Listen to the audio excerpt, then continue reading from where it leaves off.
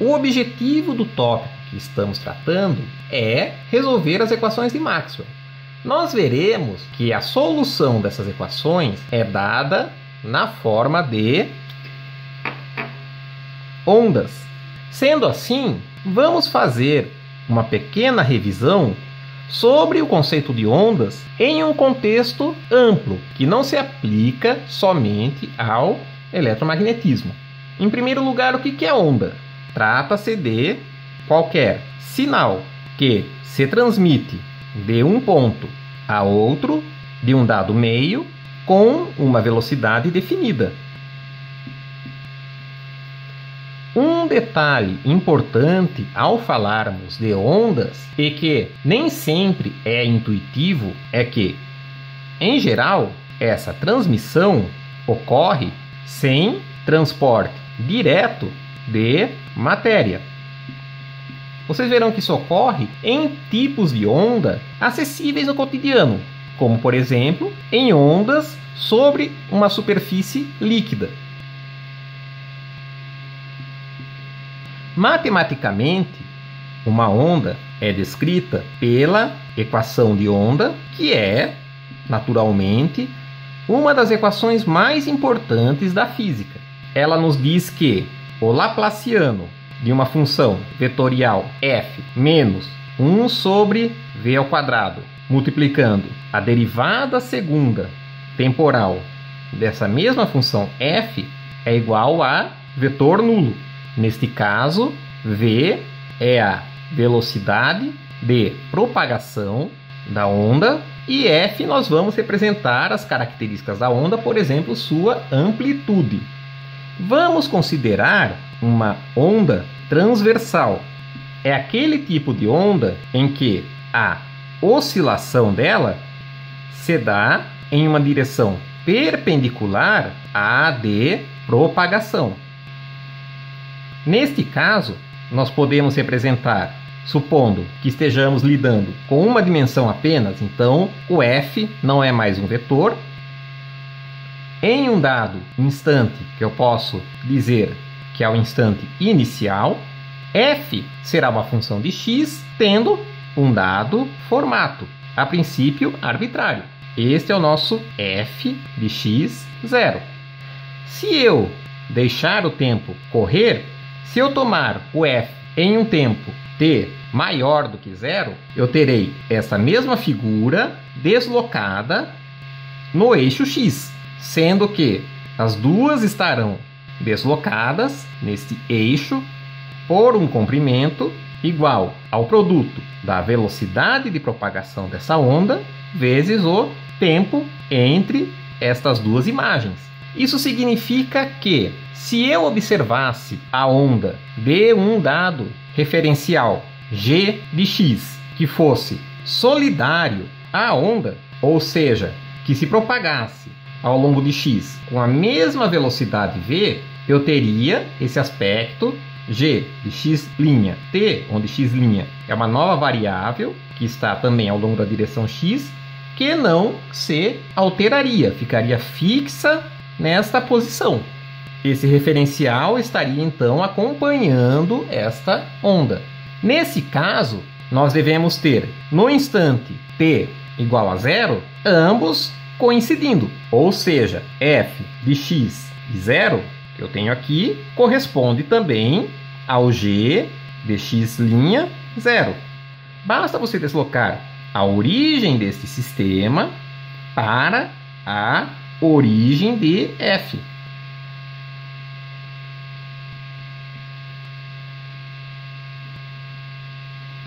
Por outro lado, qualquer que seja o instante que eu considere no meu referencial g, esse aspecto da minha onda não muda, ou seja, ele permanece igual, na mesma posição com relação à origem da minha função f de x no instante 0.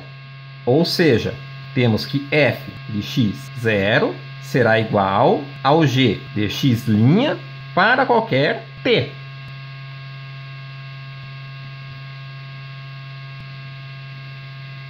Uma vez que, nesse referencial g, solidário à onda. O aspecto dela permanece constante, nós podemos omitir esse índice temporal. Então, nós ficaremos com f de x de 0 igual a g de x'. A expressão para f de x e t será obtida por uma transformação de Galileu. Ou seja, o x', que é o argumento de g, será dado pelo x, que é o nosso argumento inicial de f, somando ou subtraindo vt. Assim, substituindo x' em g de x', nós obtemos a relação de que f de xt será igual a g de x mais ou menos vt. Segundo o sentido que impusemos para o nosso eixo x nestes gráficos, nós temos em cada caso que o nosso g de x mais vt corresponde a uma onda progressiva para a esquerda. No sinal positivo, a onda está se propagando no sentido menos x, ou seja, na direção de x negativo. E para g-, que é como eu chamarei a função onde nós escolhemos o sinal negativo, nós temos uma onda progressiva para a direita. Lidando com a equação de onda unidimensional, em que nós temos a derivada apenas no eixo x espacialmente, as soluções, como acabamos de ver, será dada por funções f com uma dependência do tipo x mais ou menos vt. Qualquer função das variáveis x e t com este tipo específico de dependência será uma solução da equação de onda. Note que não é qualquer função de x e t que será a solução da equação de onda. X e t devem estar relacionados desta forma. Para esclarecer essa situação, eu vou fazer alguns exemplos específicos. Vamos considerar o primeiro exemplo, em que nós temos um certo f de xt igual a seno de x menos vt. Note que eu tenho uma função trigonométrica onde os argumentos x e t têm a dependência que nós especificamos.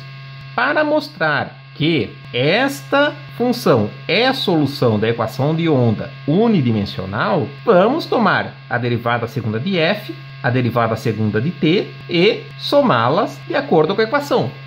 Nós temos que df de x será cosseno de x menos vt.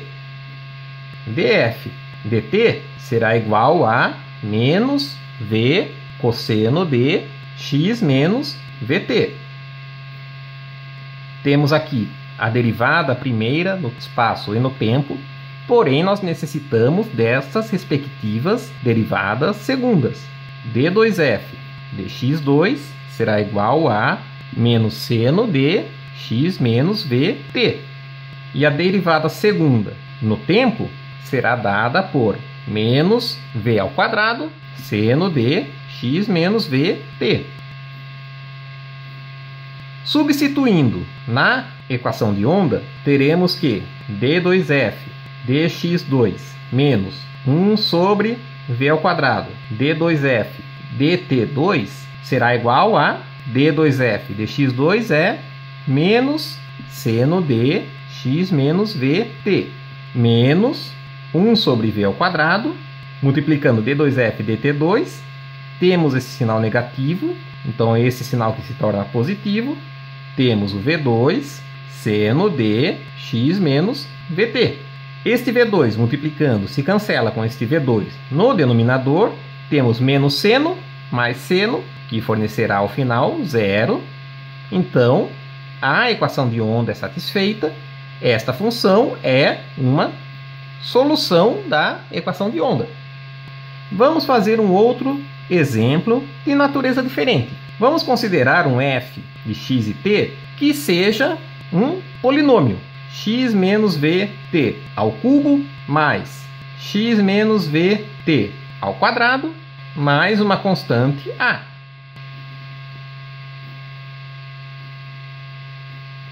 Vamos proceder da mesma forma que no exemplo anterior. Calcularemos as derivadas primeiras. Então temos que df dx será simplesmente 3, que multiplica x menos vt ao quadrado, mais 2, que multiplica x menos vt. Df dt será dado por menos 3, que multiplica x menos vt ao quadrado, multiplicando v, menos 2, que multiplica x menos vt, multiplicando v. Precisamos das derivadas segundas. Então, vamos derivar estas funções mais uma vez. d2f de x2 será igual a 6x menos vt mais 2. E d2f dt2 será 6 que multiplica x menos vt, v ao quadrado, mais 2v ao quadrado. Substituindo na equação de onda, teremos que d2f dx2 menos 1 sobre v2 d2f dt2 será dado por 6x menos vt mais 2 menos 1 sobre v2, que multiplica d2f dt2. 6x menos vt, v ao quadrado, mais 2v ao quadrado.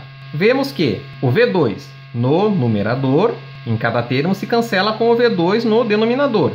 Teremos 6 que multiplica x menos vt, menos 6 que multiplica x menos vt, 0. Teremos 2 menos 2, que no final fornecerá 0. Assim, para a equação de onda, as soluções serão funções f, cuja dependência com x e t é dada por esta forma, x mais ou menos vt. Os casos que nos interessarão aqui neste curso serão as ondas harmônicas, que são somas de senos e cossenos. Ou seja, teremos um seno de uma dada constante k, que multiplica x mais ou menos vt.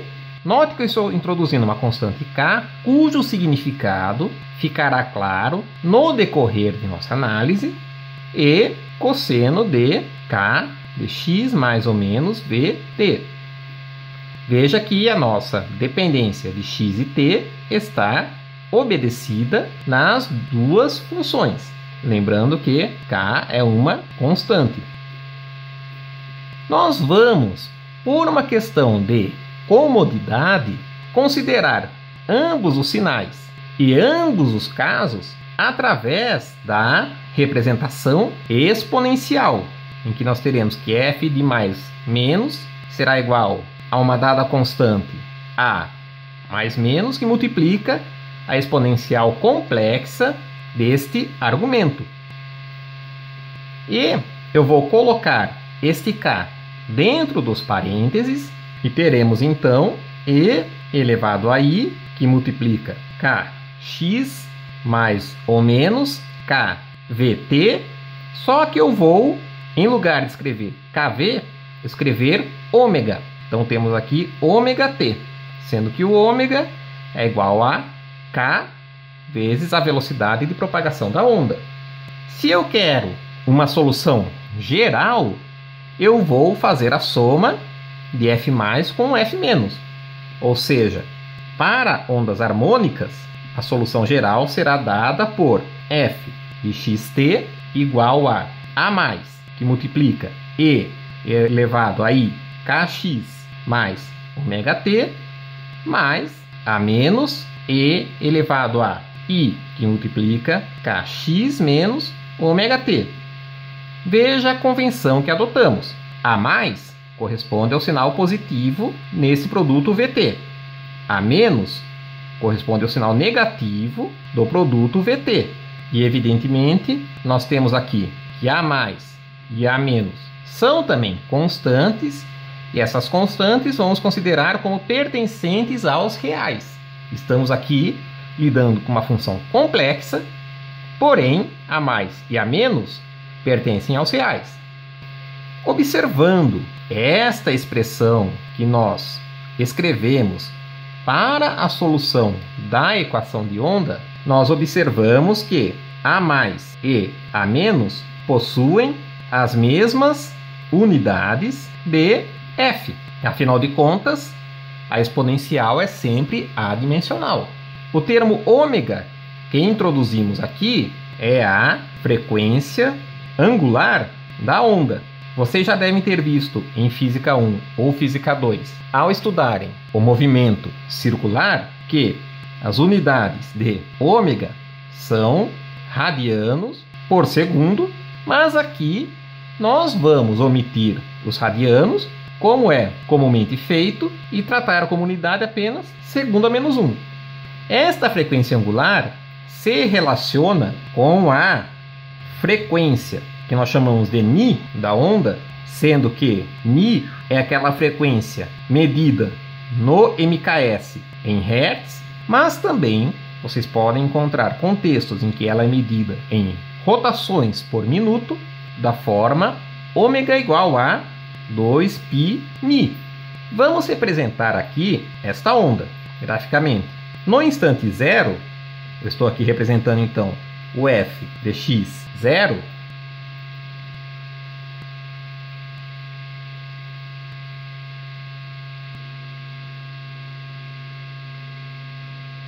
nós notamos que, mantendo t fixo, temos uma repetição desta onda no formato dela após um dado intervalo espacial que nós designamos por lambda. Neste caso, esse lambda é o intervalo entre dois máximos ou dois mínimos da onda, que é simétrica. Lambda é chamado de comprimento da onda.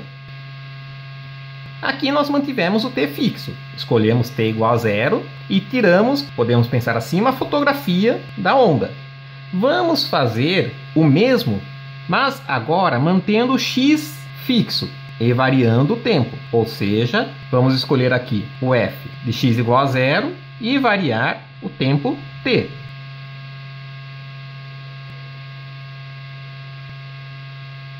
Nós teremos algo desta forma e nós observamos também uma repetição no formato da onda após um dado intervalo de tempo que eu chamarei de t maiúsculo.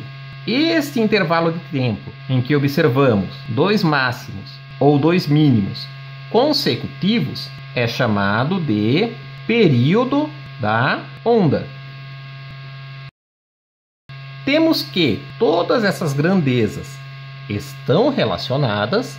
O período corresponde ao inverso da frequência Ni. E escrevendo em termos da frequência angular da onda, o período corresponde a 2π sobre ômega. Como um dado ponto da onda leva um tempo t para avançar essa distância lambda, temos aqui um ponto com uma velocidade constante v, ou seja, distância será igual a velocidade vezes tempo. Ou, substituindo v e t, ficamos com ômega sobre k, multiplicando 2π sobre ômega. Assim, tiramos que k corresponde a 2π sobre lambda.